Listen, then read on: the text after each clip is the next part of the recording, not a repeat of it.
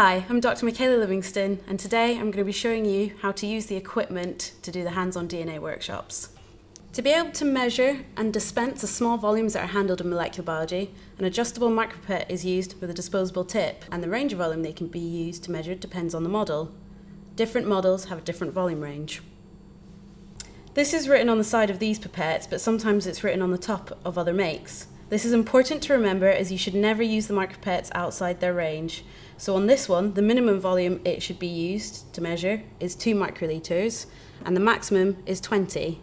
Whilst on this one, the minimum is 20 and the maximum is 200 microliters. A micropipette has 4 main parts: the stem, where the pipette tip is connected to, the volume window, which has 3 horizontal numbers, which shows the volume it's set to measure, and at the top, the push button and the ejector button. You hold it in your hand like this. On this make, there's a hook, and you should always have your thumb on the push button, never the index finger.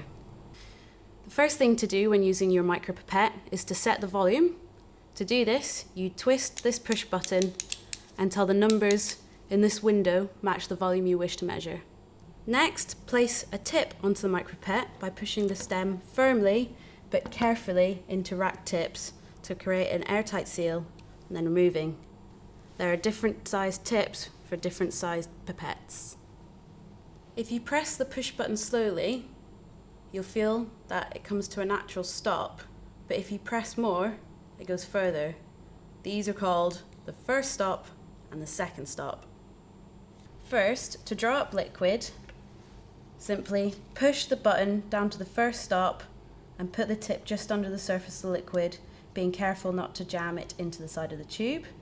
Then release the button slowly.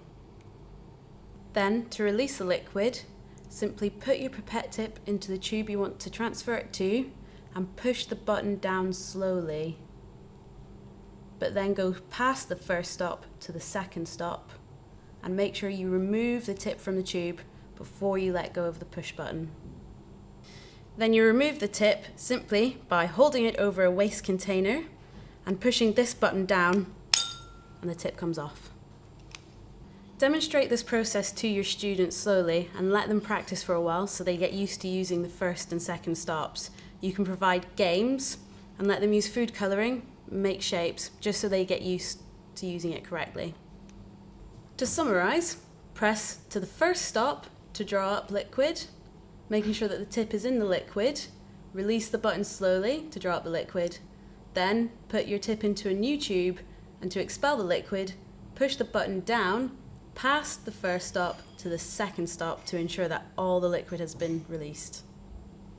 Handling a micropipette for the first time can be great fun for students and a real eye-opener in seeing such tiny volumes, but there are just a few things that you need to look out for, as they are delicate and expensive bits of kit. You should always avoid any liquid coming into contact with the stem of the pipette, so never use a pipette without a tip.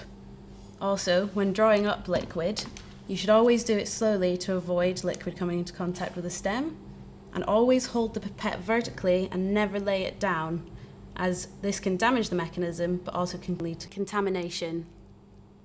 Correct usage is also really important so that you ensure that you're not taking up or releasing the wrong volume of liquid. Make sure that you don't go past the first volume when taking up liquid, as you'll take up too much. Really reiterate to the students to hold tubes they're handling at eye level. If you don't make sure the tip is in the liquid when taking up liquid, you can get bubbles in the tip. This is pretty extreme, but what it shows is that you've got air, not liquid. You don't have as much liquid as you want.